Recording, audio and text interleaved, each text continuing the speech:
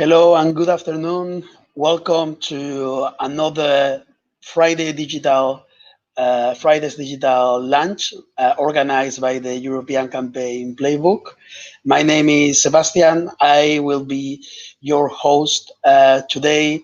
And again, welcome and hope we can, as we usually do, enjoy this part of the week, almost the end of the week, to meet someone who is working on the field, who is doing very interesting research, to learn something before we actually go to the weekend. And I think I'm happy. Yeah. Before we go to the weekend and relax, just a few words about who we are. We are a community of pro-European campaign and communications professionals. And we work in different campaigns in the European institutions in many different places. And the reason why we come together is to exactly exchange best practices, to understand what's going on in the industry, and of course to try to fight for the values that we believe in, the European values. We are not an organization that receives money from any other organization or political party. This is a community that is free for everyone to access. We don't pay. We don't charge for access for membership or for tickets, and all our events are publicly available for free. So if you want to join us, just go to our website, www.campaignplaybook.eu, and subscribe to our newsletter, or even join the team and organize your own events and push forward your own ideas within the community. We need people like you. Today, there is a very, very special chat because we are bringing someone with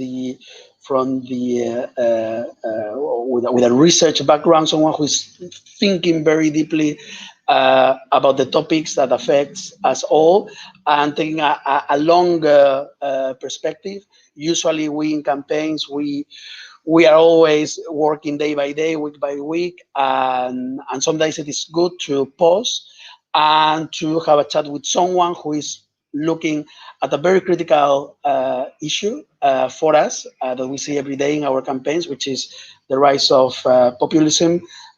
We've all faced, in one way or another, a populist in an election race, or every day when we are trying to help our organizations communicate Europe, we have in front of us populist narratives, which are very perverse, dirty tactics, fake news, etc. And that is something, unfortunately, that is common not only in one country or not even in Europe. It's a global phenomenon, but it is true that we face similar challenges.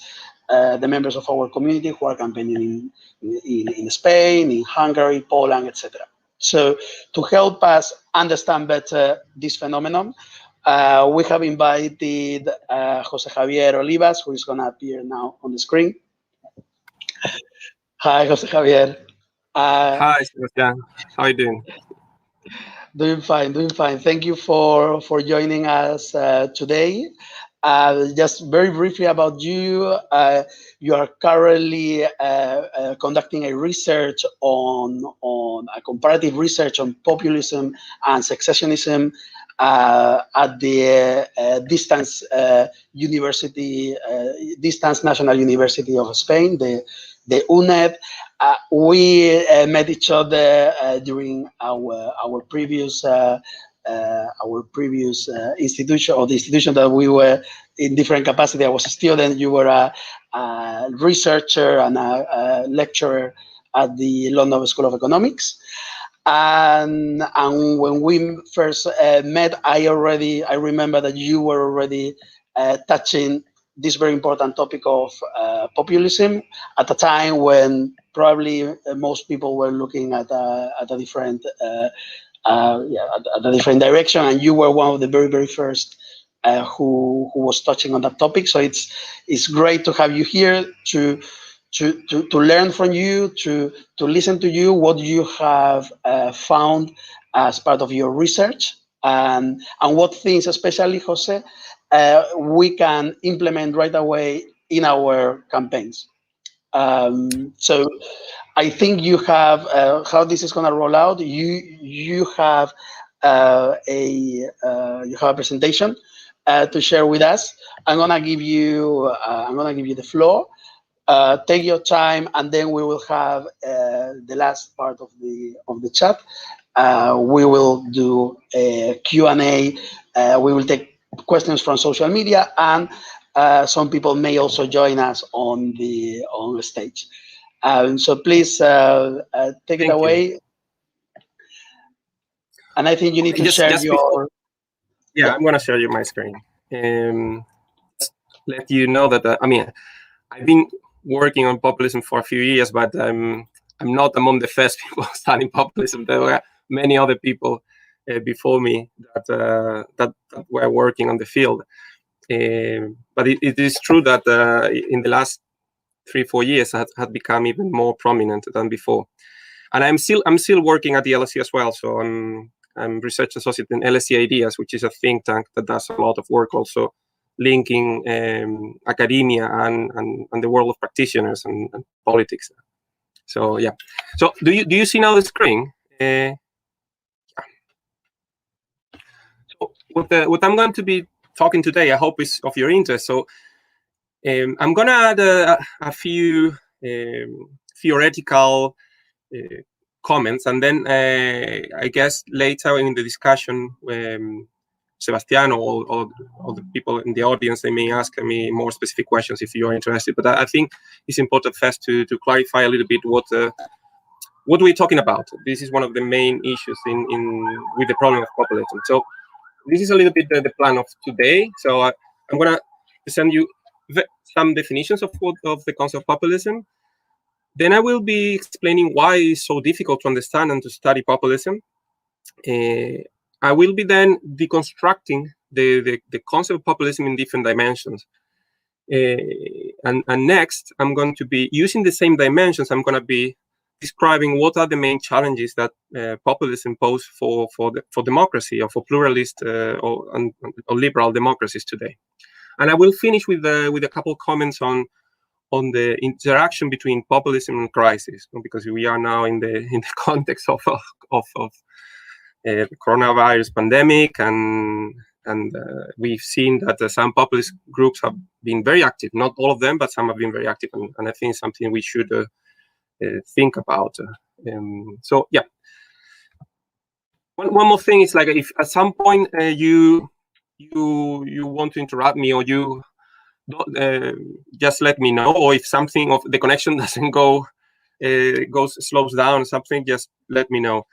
And if I skip some of the slides, don't worry, because if you are interested, I can share the slides with you afterwards, okay? Because I have many slides, and some of them I won't stop. I will go through them very quickly. So one of the definitions of populism. So there are many definitions of populism, and this is one of the issues we have. Is like there's no one commonly agreed definition everyone follows. But one of the most influential one probably is this one from Cas Mudde. He conceptualizes populism as a thin-centered ideology that considers society to be ultimately separated into homogeneous groups. And so from one side you have the pure people, and on the other side the corrupt elite, right? And then he argues that the politics is kind of an expression of the will of the people. No? This is it is very important, very influential definition. It considers populism as an ideology, but not as any kind of ideology, as a full ideology, but as a thin-centered ideology. And this is very relevant, this aspect, because it shows that populism can sometimes be, or often comes associated to other ideologies. So we can have populism associated to nationalist ideologies, to conservative ideologies, to environmentalist ideologies, to many different types of ideologies, right? So this is one of the aspects we need to consider when we think of populism, is the flexibility of populism. A different type of definition and a different approach to the study of populism is the one that they consider populism simply as a political strategy, right? So we have Carl Weiland, who is an American scholar, that he considers that populism is kind of the actions in which leaders base their approach to obtain power, right? And then how they manage to mobilize people and unite them with a cause that usually is to back themselves into reaching power and exercising power, right? Then you have another definition, which is also quite relevant and very short.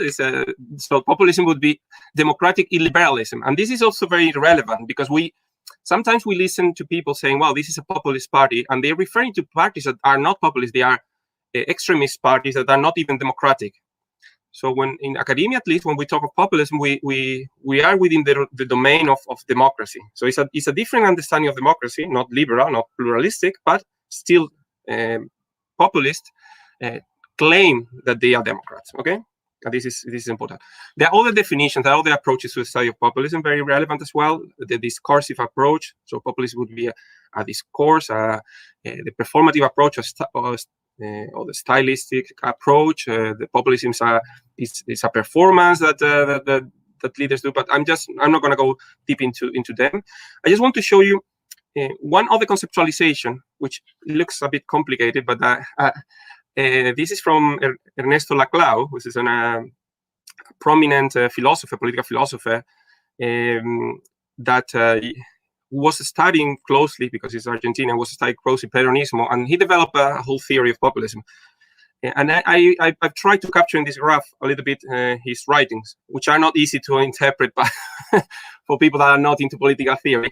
But basically what he claims that the populism is a logic of articulation, and it's a logic of how you interpret reality, right?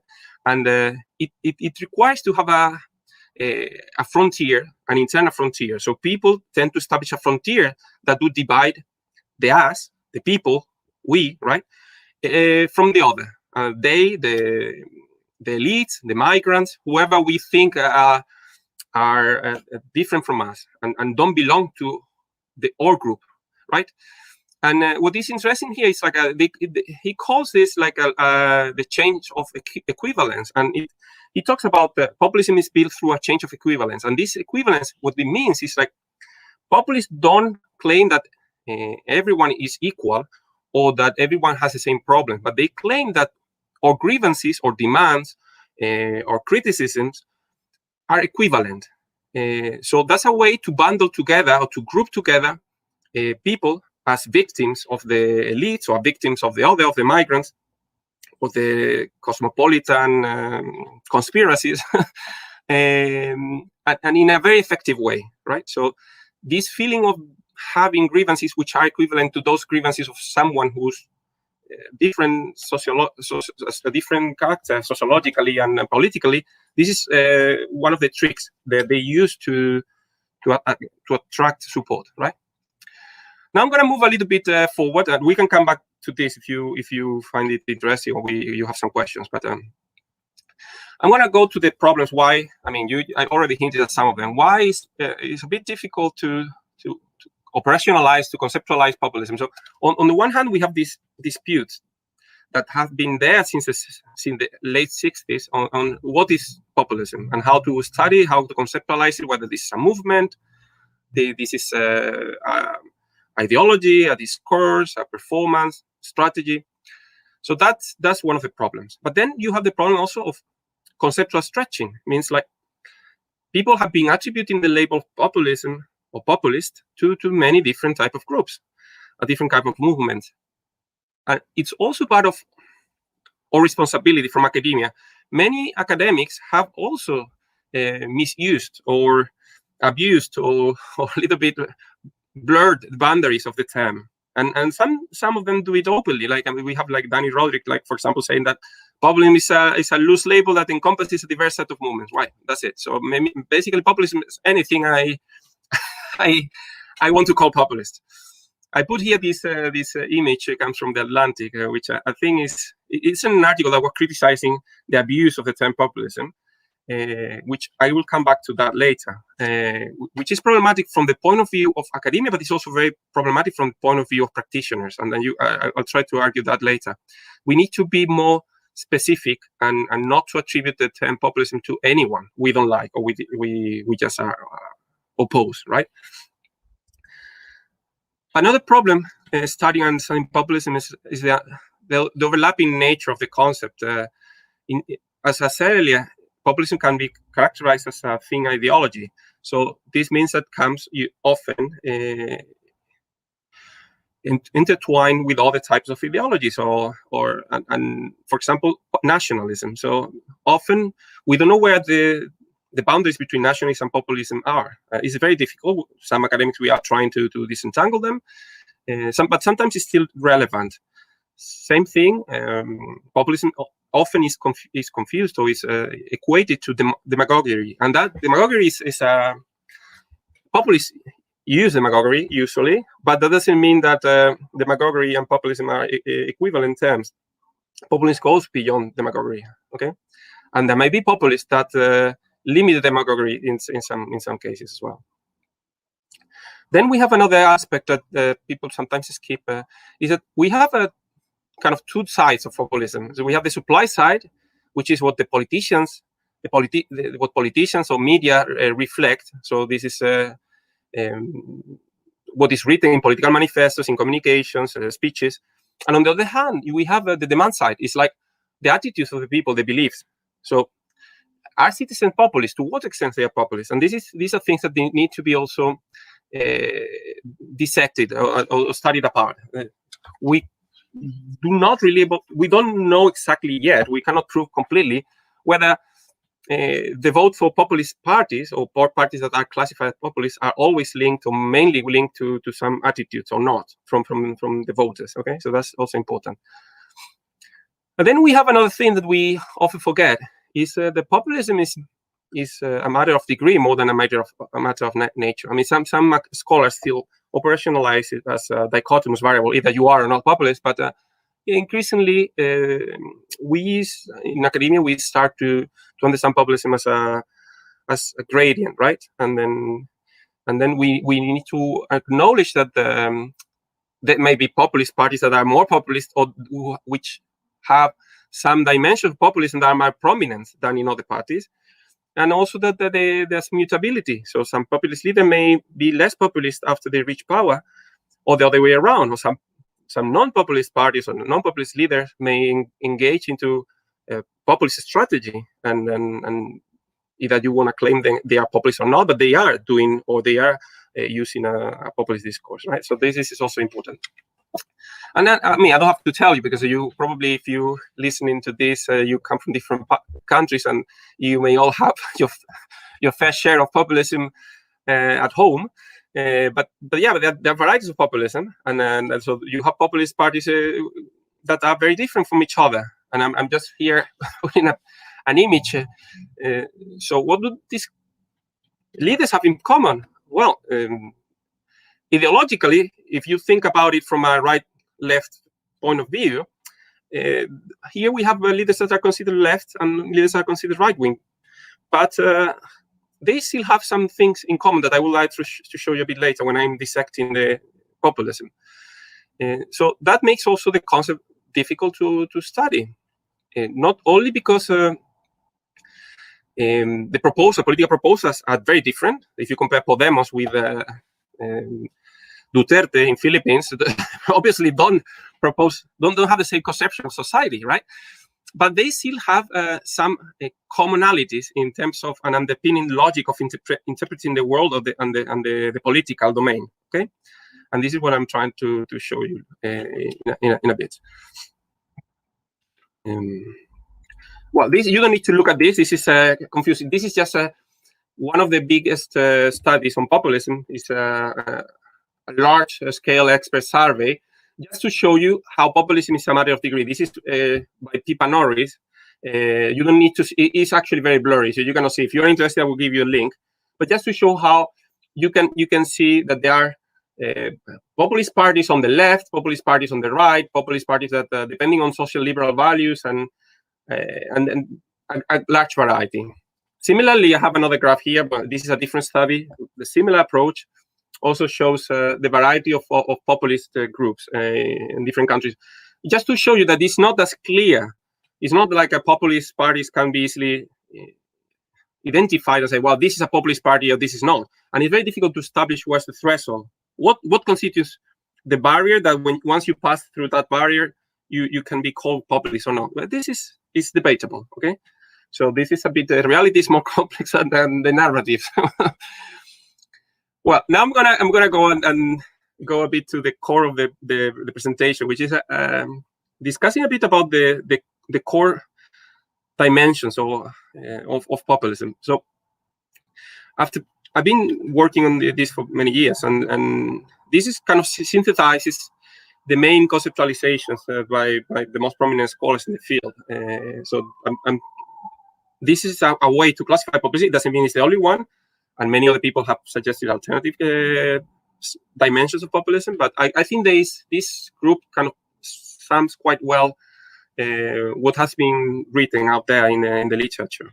So let's start very quickly. So first one is antagonism. So it's a antagonistic depiction of society. So as I said earlier, so you just divide the society in groups.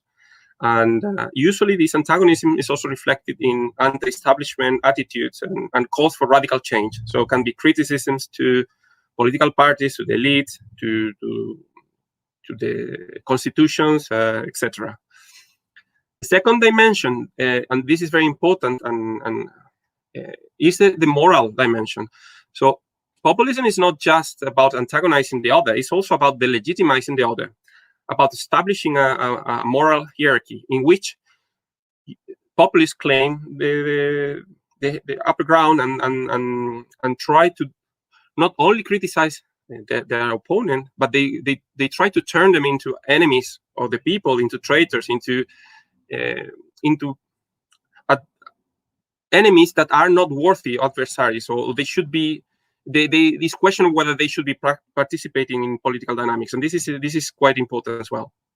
So the populism tend to focus more on a dominant criticism. So you criticize more the figure of your political opponent rather than the proposals of your political opponent. And this is very dangerous, and it's not just populist parties that engage into this approach. The third one is idealized construction of society. So populists tend to idealize the people, the will of the people. The people tend to be depicted as a homogeneous or somewhat homogeneous entity, with a common interest and common will. And in order to manufacture this idealized society, they tend to also revisit history and society and depict it in a somewhat not very rigorous way, right? Because that's a way also to justify exclusion. So if you want to exclude, I don't know, Muslims from Europe, you need to put a lot of emphasis in the Christian past of Europe. Or if you want to exclude, I don't know, like the elites, you may want to describe history as a history of oppression where a political class has been extracting the wealth of the country, right? So these are things that are very important. The next one is sovereignty. This is the cause of popular sovereignty. The people must decide, and this is important in the sense like populists try to outmaneuver a little bit political parties. So they tend to favor referendums, mass mobilizations, popular assemblies, in part because they don't trust the elite, they antagonize the elite, and the parties are controlled by the politicians, and also because they think they're corrupt. So they want to find an alternative way to make decisions, right? So that's also an issue here. And then we have the reliance on charismatic leadership. So populism, not always, but very often, relies on a big figure, which somehow embodies or somehow channels the will of the people. And populists they describe this leader as someone who should have quite a lot of leeway, who shouldn't be constrained often by institutional boundaries or by laws. And the relation of that person could be unmediated with the people. So they don't need to go through parliaments. They just can use Twitter to express their wills or to communicate with the people, right? And this comes a little bit, if you look, is linked to previous dimensions. So this is also following a little bit the logic of majoritarian logic or majoritarian conception of politics. For example, if we assume that the majority has a common will, why not? What they assume is why not? If we want to respect the will of the majority, why are we going to constrain it with I don't know, constitutional rules that may prevent us from reaching or gaining back our sovereignty, right? So this is a little bit where populists move.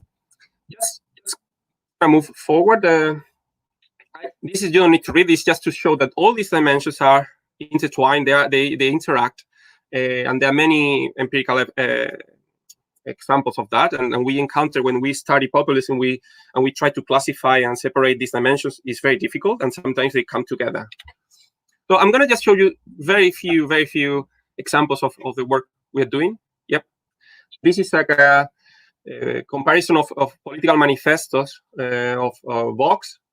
The political manifesto of Vox, Brexit Party, Rassemblement National, and UKIP, right? So we show that the different parties have different rely differently on different dimensions of populism. So, for example, you can see that antagonism is very strong in the Brexit Party. Society, idealized depiction of societies to be more salient in the case of Rassemblement National and so forth. Just to show an example. Similar things here, comparing SNP and Catalan pro-independence parties. You show like a Catalan pro-independence party tends to be much more populist than SNP. So that shows also that parties having similar political goals may or not engage in a similar populist rhetoric and discourse, right? This is something we did recently in the Spanish Parliament, so it's actually being published next week, the paper. So we compared, during the COVID crisis, we were comparing the level of populism in the speeches of 6 parties. And it's something I'm coming back to this in a second. So we show how some parties display very low levels of populism during those debates, while others have low-level populism, and then, like Partido Popular in that case, increased a lot the level of populism throughout the 3 months that we were analyzing. Vox was high and then grew even higher through that. Just to show how there's also a change in that. And then, Sebastian, do you want to say something? Yeah, if I may, if you go back to one slide back, and just because it's so interesting, and it's no, the one with the comparison between the Spanish political parties and the rhetoric. These 3 months. That one, yeah, that's the one. That's the one. So on that, what you did is you're analyzing, just to understand what the graph depicts. So you're analyzing in their speeches that they do in the plenary, or maybe it's in the committees. You try to look for keywords, no? That No. or what is it exactly? So if you can explain that, I'm super curious on that one. Yeah. It's not as simple, because it's not automatic or computer assisted type of research. So there are other people that do keywords. What we do is we go sentence by sentence, and we judge sentence by sentence whether this is a reference to any of the populist dimensions, but also anti-populist dimension. So, for example, if there's a claim like, say, you are a friend of terrorists and you are trying to ruin our country, that would be a moral reference, right? Because you're trying to you're referring to some hidden motives behind the other persons, and you're trying to delegitimize. Also, it would be antagonistic depiction. So antagonistic interpretation. So you're confronting the other person. And so what we do is just judge sentence by sentence. So that this is very laborious. And then you have to reassess it. Once you do it, you finish, you do it. And then what you do is you count the number of references. And in order to make it comparable, you divide it by the number of words of the speech. These were speeches. So the speeches, the transcripts, some of them were very long. So thousands of words, because they were, for example, the president was speaking for quite some time.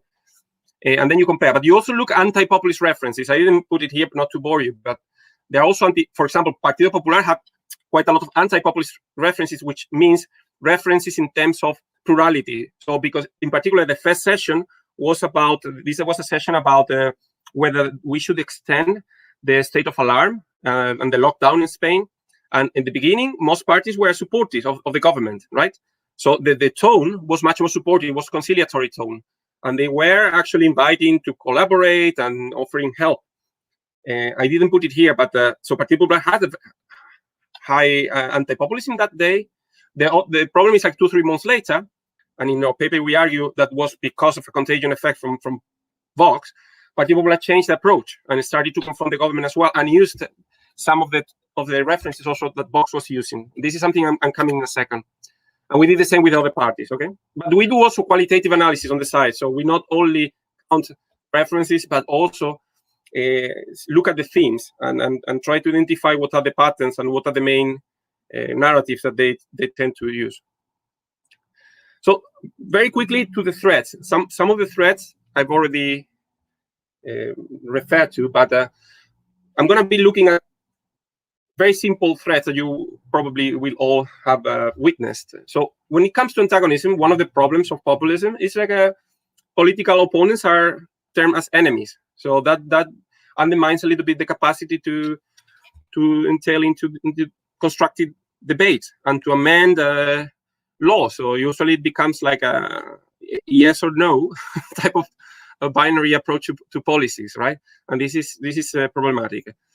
Also, it tends to come with an aggressive dialectic, and also the denigration of usually the elite, but also the experts. I mean, we have seen during the pandemic crisis, it's very common that the political parties have been not only peddling, some populist parties have been peddling not only conspiracy theories, but also undermine the credibility of experts. And in some countries, they've tried to come up with alternative solutions to the crisis, right? And that's bad, because in the long run, that contributes to create mistrust in institutions. So we need to prevent the erosion of institutions at the national level, at the regional level, but also at the European level. This is one of the things that we need to fight, or why we need to confront populism, is because of the erosion of institutions, the perceived erosion of institutions, at least perceived, right? Another thing from the morality, well, the legitimization of the opponent, and the accusations of hidden motives and obscure agendas. So this is problematic, because we shift the focus from the what into the who, right? And this is problematic in the long run, because in a particular context, all parties do that sometimes. So they tend to gain electoral support. They tend to demonize a little bit their opponents and try to show how they are not fit because they are corrupt, so they are they have other interests that are not the interests of the people. But in the long run, if you start demonizing your opponent, what you create is somehow a gap in between parties. And in politics, we see that it's very difficult to rule, at least depending on the electoral system, without agreements and pacts. And if you start breaching, or the center of the political centers start to disappear, and you see more polarization, you end up making more difficult even forming government. Just this is something that we have been seeing in different countries now. And the problem is, like, when you talk about proposals can be changed, but the people behind them cannot be changed as easily. I mean, it's not that easy. You cannot tell a party. You can tell a party to change a manifesto, to change a policy, but you cannot tell them to remove all the executive committee because you have been claiming that they were, I don't know, fascists or communists or enemies of the people, right? And this is important. And also this moral dimension contributes to fuel outrage and hatred among people, passion. And this is something that populists capitalize on, but other parties may not capitalize so much into this. So the distortion of society, well, we see that there's revisionism, historical revisionism. We see how history is constantly written by populist parties.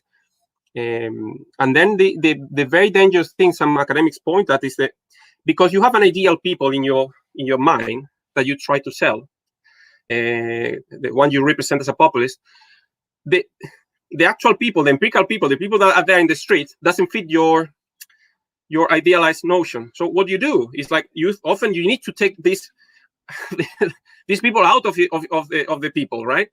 And this is problematic because this is a way how you first alienate, but in some countries you try to expel, you try to avoid their participation in politics, you deport people, and this is linked into problems of the tyranny of the majority. I'm mentioning later, and also so you try to suppress cultural diversity. You may engage into discriminatory policies, bordering practices. And you see examples nowadays. We have irredentist movements, you have secessionist movements that they just try to shape borders to agree with their own ideal people, right? The sovereignty, of course, it's good that the people have a say. It's good that the people are in power, but the problem is that when you try to put too much emphasis on the will of the people and the direct capacity to choose, you need to simplify political decisions. And sometimes complex reality don't have simple solutions. And then, so we've seen the Brexit referendum, for example, it's like a very complex relationship between a country and the union. And you can see that on that there is no, when you start talking about sovereignty, it's very difficult to stop because you had during the Brexit referendum this take back control, right? Which was, it just I think it's like nearly. I mean, it's so simple that how could no one could come up with that before? But it's. I think it goes back to the issue at heart. But then now the Scottish nationalists, they are using take back control from London. Yes. Take back control from whom? From the community of neighbors that you live in. So it's a very perverse argument, that one. No, but it is also true that people feel in our daily lives that we're losing control in a bit. That everything goes so fast, and we and that's that's part of the reason why those messages are so effective. And also, for example, in Spain, Podemos at the beginning, they also launched the same kind of claims. They were talking about taking back control from the La Casta, from the elite. So it was the same thing, and in Latin America, exactly the same. So this call for sovereignty is pervasive. So it's one of the common features in all the politicians that are a populist kind of underpinning.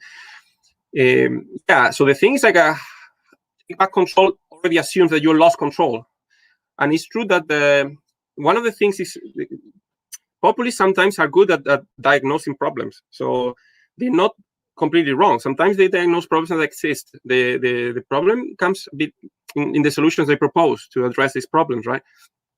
So if you mistrust the institutions, maybe it's not a matter of this eliminating the institution, but a matter of reforming the institution, right? Or if you want to regain control in the sense of decision-making capacity, maybe it's not so much about breaking a union, but about negotiating consensual type of decision-making bodies or other type of things. And this is a problem. And sovereignty, when you talk about the will of the majority, what we saw in Brexit is like yeah, in the end, you have 52% that decided for the entire country, and this has consequences for decades or for years. What about the rights of the minority? Democracy is not just the will of the majority; it's also the respect of the rights of the minorities. And often, when you base things on binary decisions, yes, no, the majority wins always. So it means if you would always do binary or you do referendums for everything, it means like the minority will never have a say, will never see their interests respected or defended, and that this is problematic, right?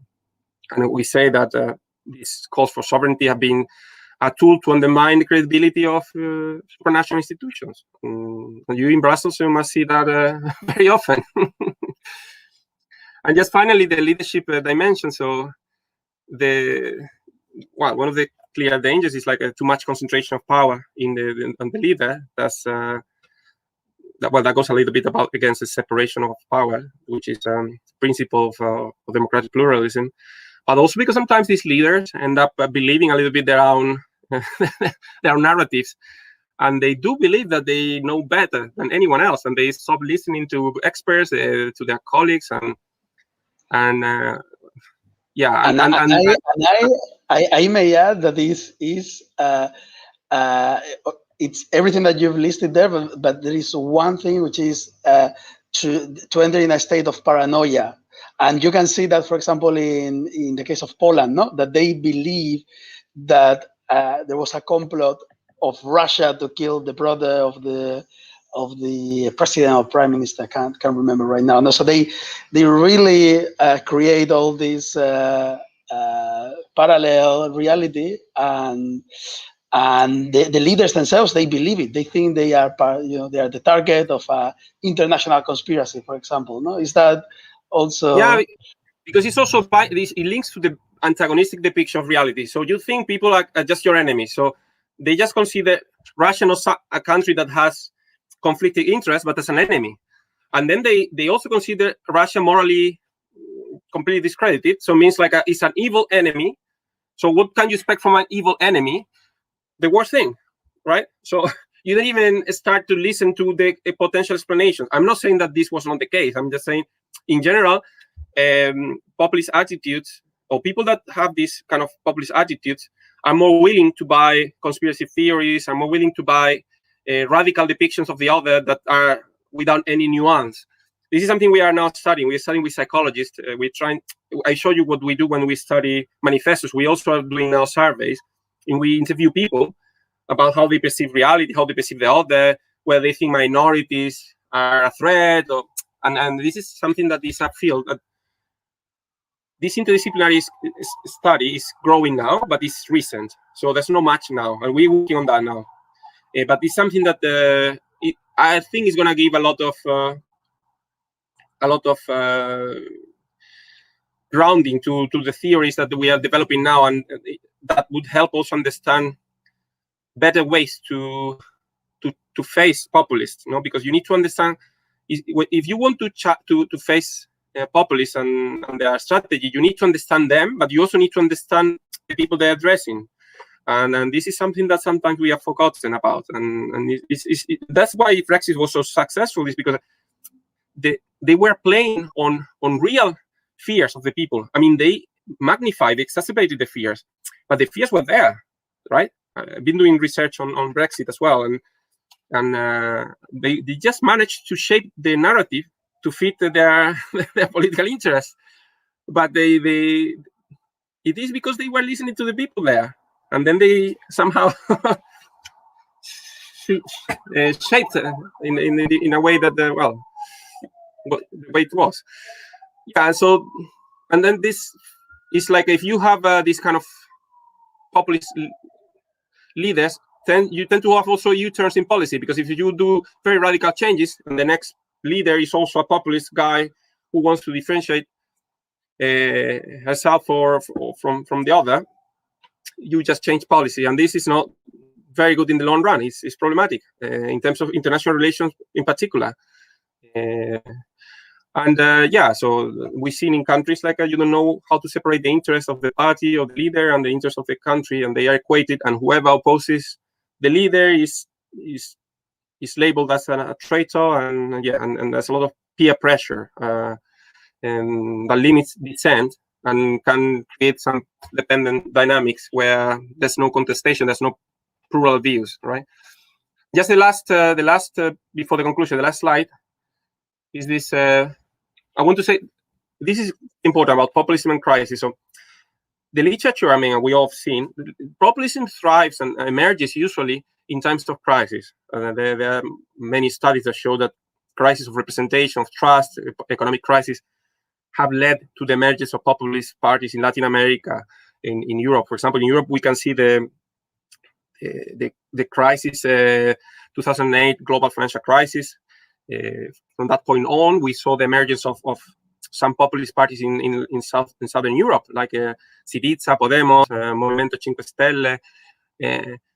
And then we have the crisis of refugees that we had in 2015, and that kind of helped the rise of radical right populist parties.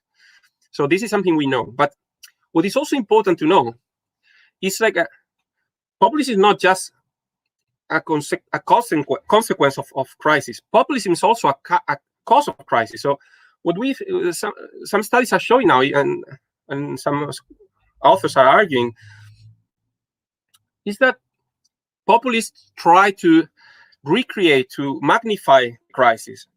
They try to perpetuate crisis. Why?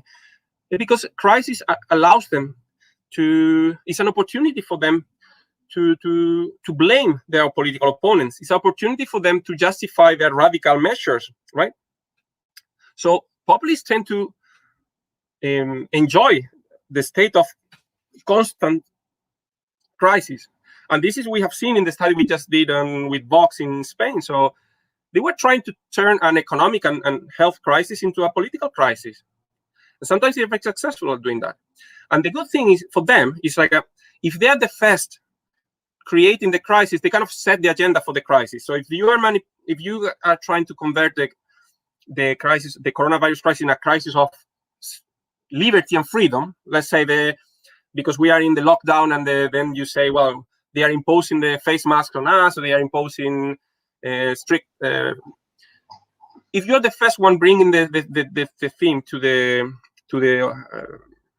political arena, or to the media, more than the political arena even, you set the terms, and then you have the opportunity to set the vocabulary they use, and to set where we're going to be talking, on what we're going to be talking, right? And this is very problematic. This is very problematic because this is the first thing we need to understand is how to deactivate this capacity to create crisis. And the way to do that is by addressing crisis quickly and from the beginning in a nuanced and credible way, right? Because ignoring crisis doesn't work, and demonizing populists for pointing at crisis doesn't work either. You need to engage, and you need to with arguments. And what we saw, for example, is that with this performance of crisis, so populists perform crisis and recreate crisis, so magnify, change crisis, make crisis changing in nature, right? So at the beginning, we were talking a lot about problems with the virus. Later on, we were talking very little about the virus and more about civil liberties, right? Or about migrants in other countries. It depends. There's a problem because it's a contagion effect, and how the contagion effect has to kind of two different processes. On the one hand, you have populist leaders that take a radical approach to say, I'm going to distinguish myself from the rest of the parties to get media attention. And they're very successful at that. So they say outrageous things, and then the media start talking about it. Media loves, they love excessive hyperbolic language and crazy claims. It's a clickbait thing. So what happened next? So next you have two different two reactions. Well, there are more reactions, but two typical reactions are, on the one hand, you say, okay, I'm a party, let's assume I'm a right-wing party, and this radical right-wing party is taking voters that are the most disgruntled voters, and are starting to look at this party as an alternative to me, because this party is addressing issues people are care about, like immigration, or I don't know, like gender, security, anything in the streets. Exactly. I mean, so some conservative parties says, well, we are also going to talk about that. So they just move the agenda towards that. They start talking about that, and they get a step closer to those populist parties. So you're shifting is a debate that was in, let's say, a theoretical center. You're moving it towards what the radical party is. And the radical party is moving increasingly away from that, because they know the farther away, the more they differentiate themselves. So this is, in politics, this is usually called an outbid process. So there's a sort of outbid process between radical right parties and conservative parties, and also on the left you have the same. You have radical left parties and center left parties that are starting to chase these kind of agendas and debates, and the problem with that is also, in the long run, it's not guaranteed that you're going to capture back that group of supporters. What is certain is that you're giving more salience to that particular topic that the populist party have decided they are strong at, or they like to peddle, right? And you're detracting attention away from things in which you may be more credible as a policymaker, right? So this is one problem. And what we saw in the case of Popular Party in Spain tried to imitate a little bit the hyperbolic discourse and attack very strongly Sanchez, not to look as a weak opposition, but they wanted to show we are also strong opposition as Vox. Then later on in October, Popular Party changed back and decided, Casado, the same leader, starting to criticize populism. So he himself realized that it was not working on his advantage, right? But he already, in this process, he already engaged in populist rhetoric, which helps normalize populist rhetoric, because if populists are the only ones saying outrageous things, they are considered a bit of like crazy in the political arena. But if all parties use the same vocabulary, this is a victory for populists, because then they have been legitimized somehow, right? And the second and last way how this contagion effect is produced is by demonizing populist parties. So the other approach is like, say, well, you know, this radical right-wing party is saying a bit crazy things about migration. We're just going to tell they are fascist. And they start saying, these are fascist parties, so we are all Antifa. This is the only way to be democratic, is just to, I don't know, throw stones to these people when they are in the street because they are Nazis or fascists or whatever. So this hyperbolic language is also populist at its core. So this anti-populist discourse becomes populist in itself, and ends up the same, legitimizing the same kind of terms and logic of operation of thinking. The problem is that when parties do that, citizens see their references in politics, which are the parties they vote, using the same kind of terms, the same kind of logic, the same kind of dichotomous, block-based, polarized arena. And in the long run, that doesn't help parties that are usually, in most of the time, more moderate, or they adopt a more plural approach to politics, right? And so these are the two things. And just the concluding remarks, so just to say, populism is a very difficult term to capture, but we shouldn't give up. Populists are very flexible. They change the way they operate, because they are not stuck, or they are not trapped by a specific ideology. Okay, they have a way how they articulate the us, the other, the politics, how they frame the narratives, but they modify it. So it's difficult to have there's no silver bullet against them, because they change what they're going to be doing. They're going to be changing. Okay, but what we need to understand is a little bit deconstruct the term populism into chunks we can work with. Okay, not just say, well, you're a populist. No, you have to say you're a populist because you are now legitimizing me. I'm your political adversary. I'm not your enemy. I'm working for the good of Spain or France or Belgium. And this is the kind of approach I think is important to have, at least internally, when we think about our strategies, right? And we need to understand as well that populism and crisis are mutually constitutive. So expect populists to be very salient or very, very visible during crisis time. They're going to ride the wave. And also expect populists to fuel or to foster crisis. The moment a crisis is emerging, the populists are going to go there and they're going to try to magnify it, to perpetuate. They're going to try to create a sense in the population that the crisis is permanent. So these are some things you need to work. So when sometimes, because of political gain, contextually, your party decides to attack the party in government, you have to think as well, like the type of attacks you're doing. Because if you are making attacks that just exaggerate a lot and grow the sense of crisis, you are also giving an opportunity to populist parties to legitimize their claims and to legitimize their strategies, right? So this is the things you need to do. And just finally, yeah, like there are a lot of studies that show that the cordon sanitaire doesn't work as an approach to populist parties, but you cannot either ignore them completely. So there's a way to, you cannot imitate them, you cannot exclude them completely, because they are also democratic political parties, right? They run elections, they have they follow rules, and then they are there, and we cannot ignore that. We cannot exclude them. They're not the other. We cannot ask populists and say we are gonna exclude them. They are not English. They are not Spanish. They are not. No, they are as well, right? And they think they are doing the best for their country. Yeah. So you need to avoid normalizing them because their claims are not normal. Attack them in the sense like attack the arguments they're proposing, attack the flaws in what they are doing, but do not try to demonize them in a very vague sense. Don't try to use the same tools against them because you're going to lose. They are very good at fighting in the mud, right? So avoid that. Yeah, and that's it. Well, yeah. Well, thank you so much. Like I said at the beginning, this was meant to be like a different session than the ones we usually have when there is we are all sharing our own experiences on a given electoral race or with a social media platform or whatever. So this is more, listening to you and learning from all this amazing work that you are doing. So for that, I'm super grateful.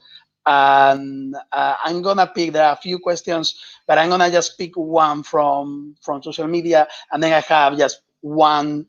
Yeah, I'm gonna ask a question myself. This is the privilege of the host. But what I will do is I've been reading a few of the comments on social media. That one to me, it's very relevant to.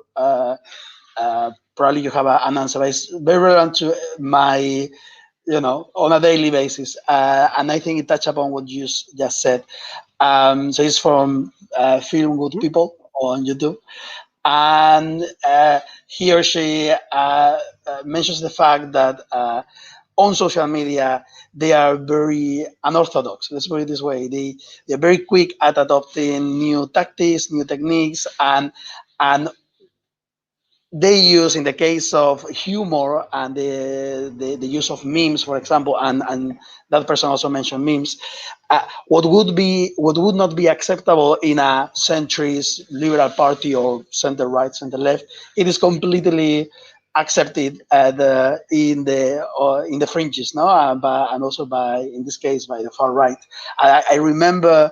During the election, the U.S. election, this Pepe the Frog, this meme of the the green frog, that became so like everyone could see and everyone understood in the community what that meant without even explaining what it was, and that is only an example that I wanted to bring. Yeah. But have you looked at?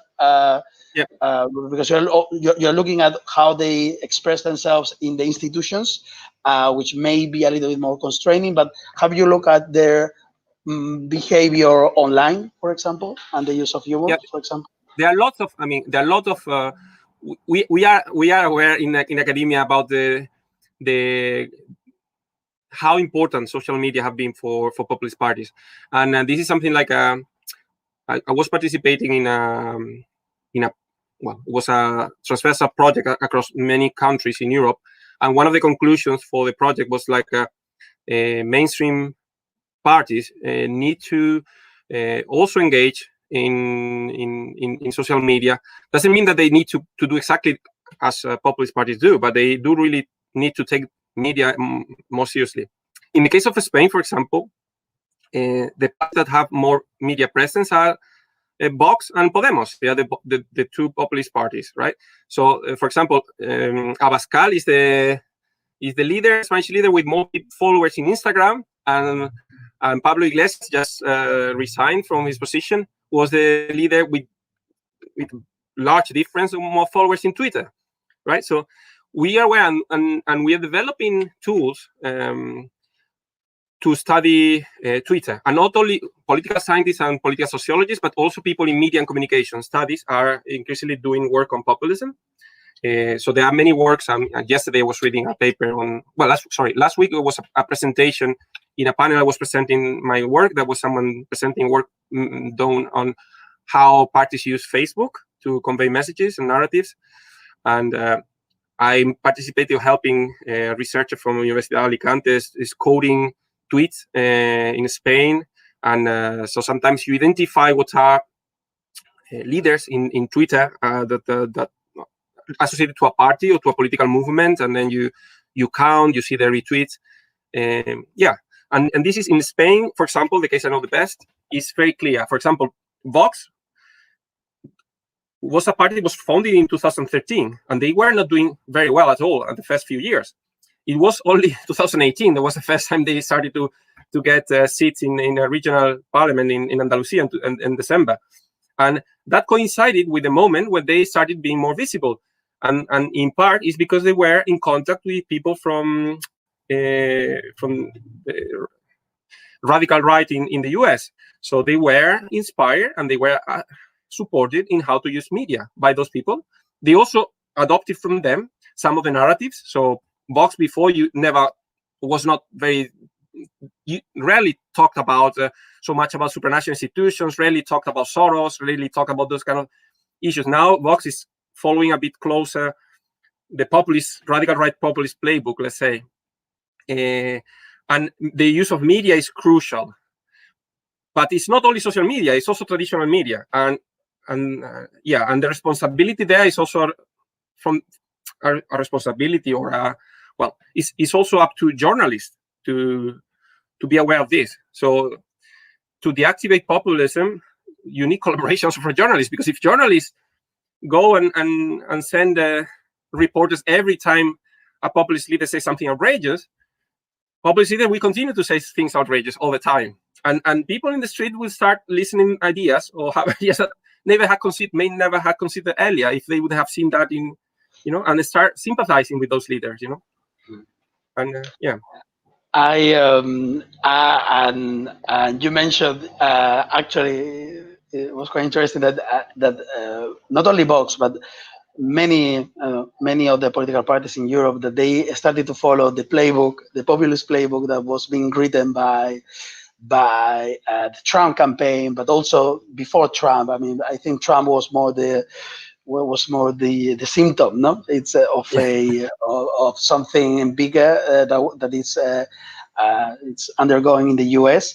What we're trying to do is we're trying to write a playbook to counteract exactly that, to have pro-Europeans sharing a playbook. Of course, it has to be, by definition, a little bit more sophisticated than the simple, freedom or communism, freedom or socialism, or take back control, or make Spain great again, or whatever. So I think unfortunately, we need to work harder than that, because that's also what you said. We cannot imitate them. I know many people who work at campaigns, and they are trying to come up with these very simplistic slogans, and it's sort of encouraged. Like you are trying to understand the context of an election and trying to summarize it in a very short sentence that it's repetitive. And if you are able to get that, then as a campaigner, you are, or as a strategist, you're supposed to be smarter than the rest, because you came up with that. And I do think in campaigns, one of the responsibilities that we have is to try to put limits to at least the advice that we give to to the people running, which is what we do. We all provide advice. I know there is this debate in Spain with Ivan Redondo, the chief strategist of Sanchez, and who is really responsible. In the end, it's the consultant or the advisor will always offer. The advice is always the responsibility, in my view, of the politician to make the final call. But we do have responsibility as well, and and and so there is a tendency in our industry to try to imitate populists using these reductionist slogans, and it's something very hard to fight on a daily basis. But I always our idea is always to try to frame it positively, so not in an antagonistic way, but try to frame it in a more positive way. I am thinking there is a slogan that we use in the organization that I work for, and which is "I am European." It's like "I am European" hashtag. Just put it everywhere, and it really, in many debates, it's something. It's a message that that resonate to our audiences and to many people, and it's always, of course, it's identity, because it's identity. I am European, but in the context in which we use it is not exclusive. And so everyone understands that when I say I am European, I'm not saying I am more Spanish than European. I just European because I am Spanish. You see what I mean? So we are trying to change that, to try to, of course, adapt to the new world of campaigns, when you have very short attention of the user. You have the media that gives you only a few seconds to say something or to explain what your position on a very complex issue. But I think there is a way, and we're trying to do that in our community. Today's chat was a little bit trying to understand our adversary, never our enemy, but our adversary. And for that, I think it was great. I learned a great deal, and I can't wait to see the final paper of the work that you've done in Spain. Thank you very much. No problem. And one last thing that we always, and I almost forgot, always ask to our guests is to share one book, one movie, something that they recently read or seen, and that you really want to recommend it, because I will send an email to everyone in our community with your research, with the links to your research. And if you recommend a book, a movie, or something, I will just put it there as a recommendation from you. So what's your recommendation? You have told me that earlier, but would you want something political or something? Of course, it's free choice. Free choice. Oh my God, I don't know, because I'm reading a lot of books. I'm reading comic books. I'm watching a lot of series. Okay. I think one series that captures, and probably you already watched it because it's of your domain of, but there are some in Baron Noir, the French series. You watch it? No, not myself. Okay. Okay, that's the one you should watch. Maybe it's kind of it's the same line that Borgen. You watch Borgen? Yes. So Baron Noir is a French series. Is slightly more exaggerated than Borgen, but it really captures in the second, third season. It really captures the emergence of populism, and there's the struggle in the left to actually fight, or how you act when there's an emerging populist leader a bit farther in the left than you. And I found it quite interesting how they frame it there. So Baron Noir, I don't know. It depends on the country, but yeah. And and I encourage you, because I know it's difficult, because populists have simple conceptualizations of reality. So it's easier to create a unique selling proposition when you have a very simple thing in your mind and you simplify reality. But it's not impossible to do it when you have a more complex, more sophisticated product. I mean, like Apple has complex and sophisticated products, and they manage to sell their products well in a very efficient way. So it's just you may need to work a bit harder, but I'm pretty sure you can come up with strong messages which are succinct and strong enough to get the attention of the people, and yeah, without having to demonize or to delegitimize the other, right? Yeah. Well, thank you very much also for listening. Enjoy. No, it was truly great. I guess I'm very enthusiastic about populism, so I don't stop. I should have done a bit shorter, but no, today was more about, like I said, it was more about listening. Our events are mostly someone shares an experience in a campaign that I've been running in Poland, and then I try to get the feeling if someone is facing similar challenges. But today it was really, let's invite the teacher to the room, and let's look at this issue from a more theoretical and also from another perspective. So for that again, I'm super grateful. Thank you. Good luck with your work, and have a great weekend. Thank you. You too. Thanks for inviting me. I'll send you the links. Okay. So that person says, catch the name, and I think I'm gonna respond to his Baron Noir. There you go. So you have the response on the comments on the comments section. Well, now yes, we close it because we need to carry on working. Thank you very much, Jose. Good luck and have a lovely weekend. Bye. Bye.